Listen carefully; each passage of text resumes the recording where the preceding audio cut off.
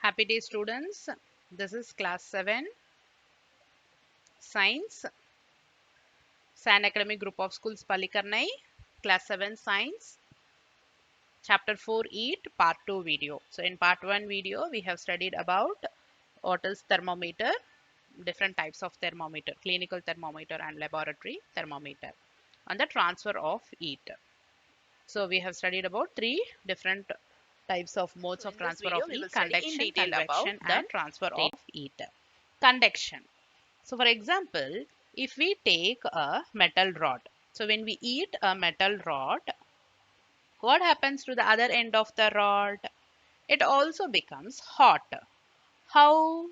Because the heat is traveled from the hot end to the cold end by the process of conduction.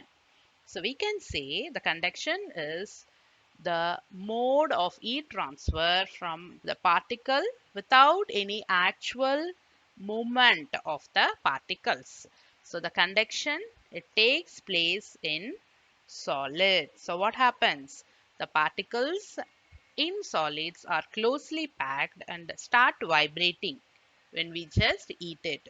So when it starts vibrating, the heat energy will move, so it again hitting the neighboring particles to get heat. So that's how the transfer of heat takes place in conduction. So based on this heat transfer of heat, we have conductors and insulators. So we all know the materials through which the heat can be passed through, that we call it as conductors. So example, we can say metals, some metals, aluminium, steel, copper. So these are all the examples of conductors. Insulators, on the other hand, the materials in which the heat cannot pass through. So it's a poor conductor of heat. Example, wood, water, air, rubber, plastic. So these are all the insulators. So based on this conduction property, we have some applications of conductors. So the utensils. The utensils are made of materials in which they are conductors, but their handles are made of insulators. And also made of wood and plastic, so which are good insulators of heat. Another example also we can say, like when we wear woolen clothes, fabrics, because the woolen fiber will traps the air. Another example also we can say, like we will use hollow bricks in the construction of our house. Why? Because it traps the air inside and keeps the house warm. So these are the some of the applications of convection. So next what we are going to see is convection, that is heat transferred in liquid and gases.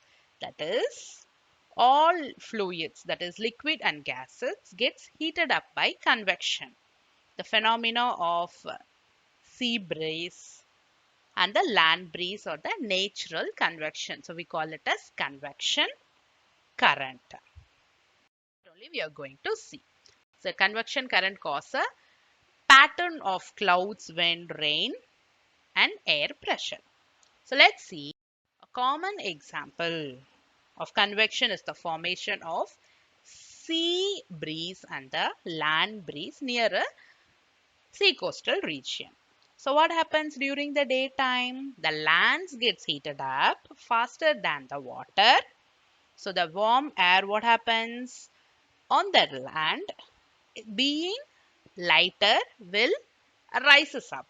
So the cool air over the sea rushes to and setting up a sea breeze. At night, what happens? The same opposite with the land sea breeze occurs. So what happens? At night, the land will cools down faster than the sea. So the warm air of the sea will goes up.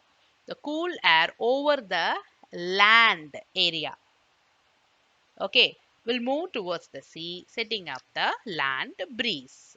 So this only we call it as the natural convection current. So the next what we are going to is radiation. That is, the heat can be transferred without any medium. That process we call it as radiation. For example, the radiation which is emitted by the sun from the space. Okay, that we call it as radiation. So these waves can move through vacuum. So this is called another mode of transfer of heat, that is radiation. So actually it does not require any medium like convection and conduction. So it requires medium. It does not require any medium. So the heat is transferred by the mode of radiation. The heat from fire, also an example of radiation. And heating up of a room through an electric heater, that also an example of radiation. So with this transfer of heat, we also studied like the fire which is coming, that is also a radiation. And the conduction is the transfer of heat from one end to the other end, conduction. And the convection in fluids, liquids, the particles get moved from hotter to colder. You can see the particles movement. So this is the mode of transfer of heat.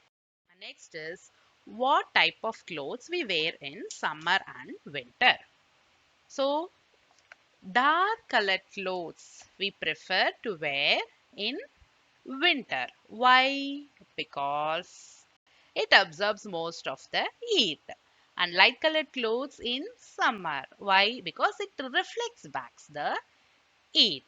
So dark colored clothes radiate more heat than light colored surfaces. So light colored clothes in summer because it reflects most of the heat and keeps us cool. So that's why we wear woolen clothes in winter, because wool is a poor conductor of heat. So it traps the air and keeps us warm. Thank you, children.